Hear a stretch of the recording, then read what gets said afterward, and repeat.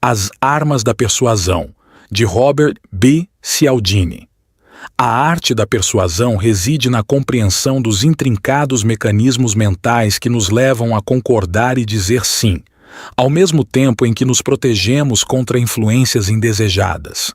Cialdini desvenda em sua obra os 6 princípios fundamentais que revelam os segredos por trás desse poderoso fenômeno. Internalizar, aplicar e incorporar esses princípios à sua vida é a chave para escapar das armadilhas mentais que, por vezes, nosso cérebro nos reserva. Descubra as armas da influência. Explorar as nuances da persuasão é um desafio que garçons, consultores e vendedores enfrentam diariamente, utilizando uma variedade de técnicas para moldar a resposta desejada. Robert Cialdini, um renomado psicólogo com vasta experiência corporativa, mergulhou profundamente nesse fenômeno.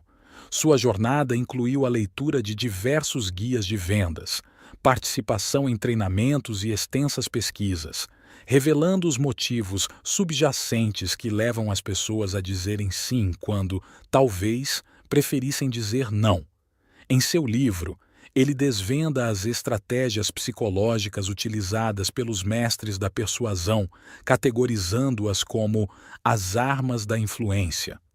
Ao identificar padrões comportamentais e explorá-los, esses profissionais habilidosos conseguem conduzir outros a dizerem sim, destacando o impacto profundo dessas táticas em nossas mentes. Padrões fixos de comportamento. Os padrões fixos de comportamento são intrínsecos a todos os animais, desencadeando respostas automáticas diante de estímulos específicos. Um exemplo notável é observado nas mães de perus, cujos instintos maternais são ativados pelo som distintivo emitido por seus filhotes. A falha em reproduzir esse som pode resultar em negligência ou até mesmo na morte do filhote. Surpreendentemente, se um objeto inanimado ou outro animal reproduz esse som, a mãe peru reconhece e responde com carinho materno, uma reação instintiva e automática. Embora esses padrões simplifiquem nossas vidas na maioria das vezes, também podem ser explorados para nos ludibriar. A mente humana, por exemplo, é suscetível a truques, como a simples adição da palavra porquê a um pedido, o que aumenta suas chances de aceitação.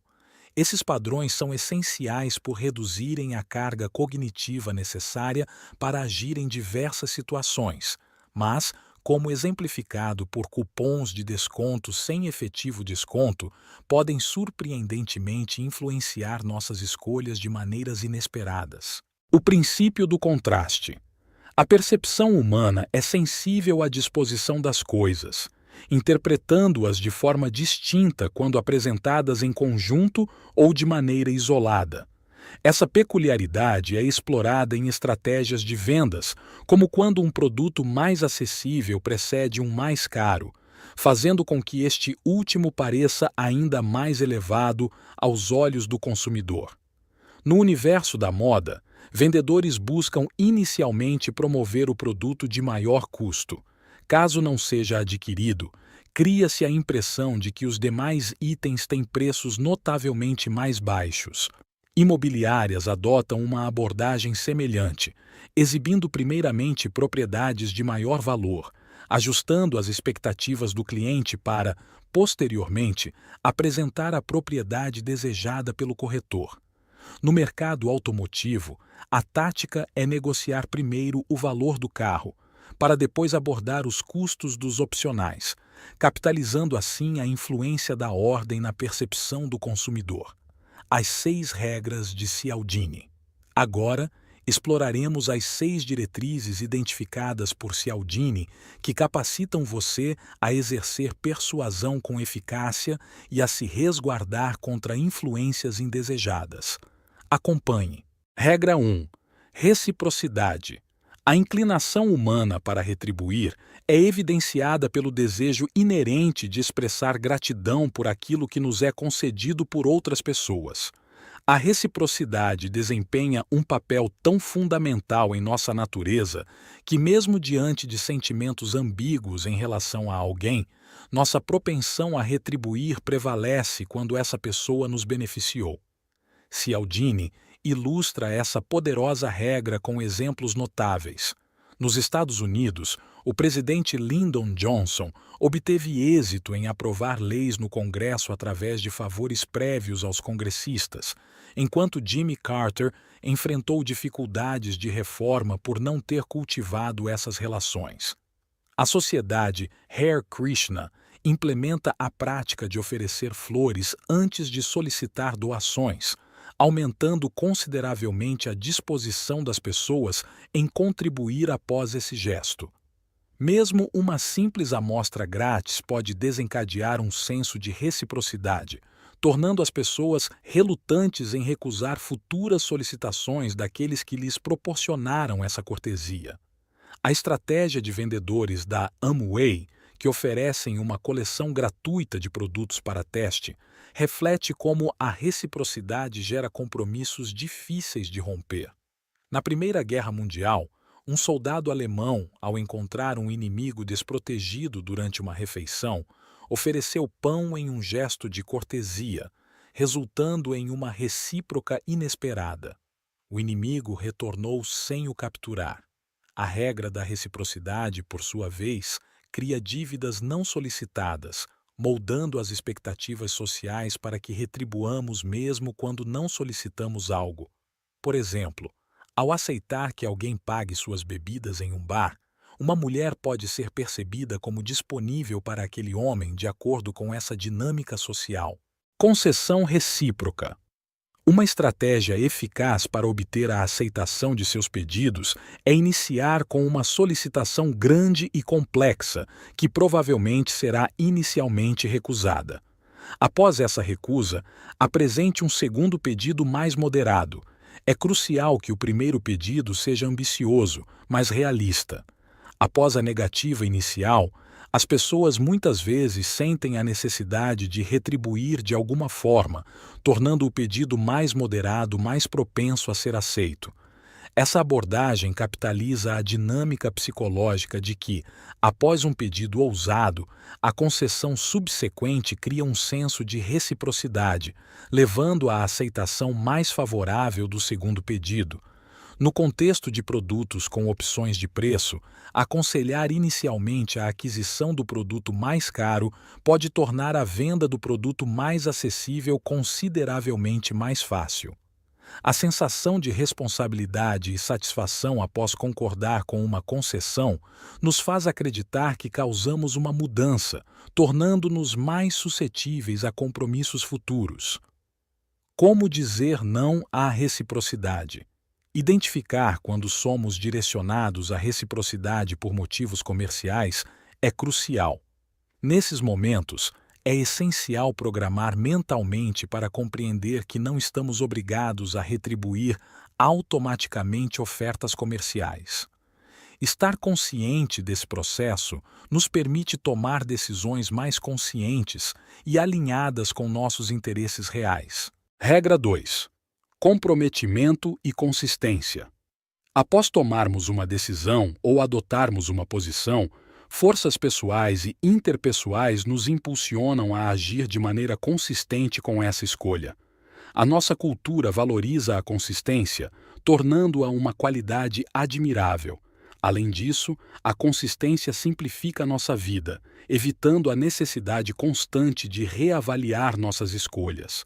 Um exemplo impactante ocorreu durante a Guerra na Coreia, quando os comunistas chineses solicitavam a prisioneiros militares dos Estados Unidos que expressassem frases aparentemente inofensivas, como "Os Estados Unidos não são perfeitos".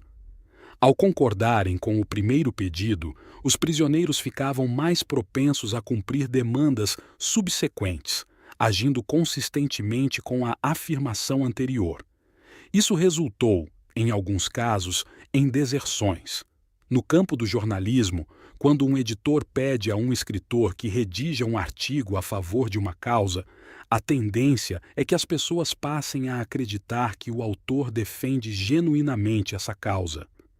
Concordar com pedidos aparentemente pequenos pode parecer trivial inicialmente, mas ao longo do tempo, molda a imagem que temos de nós mesmos e nos torna mais suscetíveis à persuasão. Demonstramos consistência e compromisso quando acreditamos que agimos por nossos próprios motivos, não apenas por influência externa. Como dizer não à consistência? Uma estratégia eficaz para evitar cair na armadilha da sua própria consistência é questionar-se constantemente: eu faria essa escolha novamente? Essa reflexão exige que você responda à pergunta desconsiderando suas ações ou palavras anteriores, bem como as informações que a pessoa que tenta persuadi-lo pode ter obtido no passado. Se a resposta for negativa, evite criar justificativas para dizer sim e manter a consistência. Simplesmente diga não e siga em frente, preservando sua independência de decisão. Regra 3. Prova social. A propensão humana em aceitar um comportamento como correto é intensificada quando observamos outras pessoas adotando a mesma conduta. Quanto mais indivíduos se engajam nessa ação, mais legitimado o comportamento nos parece, gerando um sentimento de deslocamento se não aderirmos. Esse fenômeno é explorado em diversas situações, como programas de auditório que incorporam risadas gravadas para estimular o riso coletivo, mesmo diante de piadas fracas. Estratégias como colocar trocados nos potes de gorjetas visam aproveitar a influência social, induzindo as pessoas a contribuir mais generosamente. No entanto, essa dinâmica de conformidade social pode levar a resultados extremos, como evidenciado no trágico massacre de Jonestown, onde a adoção em massa do comportamento de ingestão de veneno resultou em um suicídio coletivo. Exemplos adicionais incluem a propensão das crianças em aprender com seus pares, a influência da mídia na incidência de suicídios após relatos na primeira página e o fenômeno da ignorância plural, no qual a inatividade de um grupo pode ser superada quando alguém assume a liderança. Em situações em que é crucial evitar a ignorância coletiva, a estratégia de designar uma tarefa a alguém no grupo pode catalisar a ação e encorajar os demais a seguirem o exemplo. Essa compreensão da dinâmica social oferece insights valiosos para lidar com comportamentos coletivos e sua influência em nossas escolhas individuais. Como dizer não à prova social? É crucial reconhecer que a prova social frequentemente se apresenta como uma farsa, como nas risadas adicionadas artificialmente em programas de auditório. Em outros casos, ela se assemelha a uma bola de neve, onde a ação de um grupo induz mais pessoas a repetirem o mesmo comportamento, alimentando assim o ciclo. Esse fenômeno de bola de neve ocorre quando ninguém realmente possui conhecimento sobre a situação, mas todos agem como se os outros estivessem plenamente informados. Manter essa perspectiva crítica nos ajuda a discernir entre autenticidade e conformidade, capacitando-nos a tomar decisões informadas e independentes diante das influências sociais. Regra 4. Apreciação. A apreciação como uma ferramenta persuasiva é influenciada por diversos fatores. A atratividade física, por exemplo, desempenha um papel significativo, moldando a percepção das pessoas sobre indivíduos considerados atraentes. Embora nosso cérebro tenda a resistir à ideia de julgar com base na aparência, estudos indicam que criminosos mais atraentes frequentemente recebem penas mais brandas. A beleza também confere maior poder persuasivo, exceto quando a pessoa atraente é vista como competidora. Outro aspecto crucial é a similaridade, pois tendemos a apreciar aqueles que compartilham características conosco. Vendedores, por exemplo, buscam pontos em comum para estabelecer conexões com compradores. Cumprimentos e elogios, mesmo que não sejam genuínos, geram apreciação, uma vez que apreciamos ser elogiados. A familiaridade, seja por nomes em comum ou outras conexões, influencia nosso julgamento. A associação, tanto positiva quanto negativa, molda nossa apreciação, sendo exemplificado quando imagens positivas aumentam a avaliação de produtos. A busca pela conexão com vencedores e a ocultação de associações com perdedores são características comuns, especialmente em pessoas com baixa autoestima. Muitos buscam inflar suas próprias conexões para aparentar sucesso, enquanto outros tentam exagerar o sucesso de pessoas associadas para parecerem mais bem-sucedidos. Essas dinâmicas ressaltam a complexidade da apreciação e sua influência em nossas interações diárias, como dizer não à apreciação. É fundamental separar seus sentimentos pela outra pessoa e avaliar objetivamente ao decidir dizer sim ou não. Mesmo que haja afinidade, questionar-se se diria sim ao pedido independentemente dos sentimentos pessoais é crucial para tomar decisões fundamentadas e alinhadas com seus próprios interesses. Essa abordagem ajuda a evitar decisões baseadas exclusivamente nas relações pessoais, garantindo uma análise mais equilibrada e autêntica. Regra 5. Autoridade. É intrínseco à nossa programação obedecer autoridades na maioria das vezes, frequentemente interpretando ordens em isolamento, em vez de considerar a situação como um todo. Essa predisposição nos torna particularmente vulneráveis a símbolos de autoridade, como títulos, roupas e acessórios. Por exemplo, a apresentação de alguém como professor pode levar os alunos a percebê-lo como fisicamente mais imponente do que se fosse apresentado como estudante.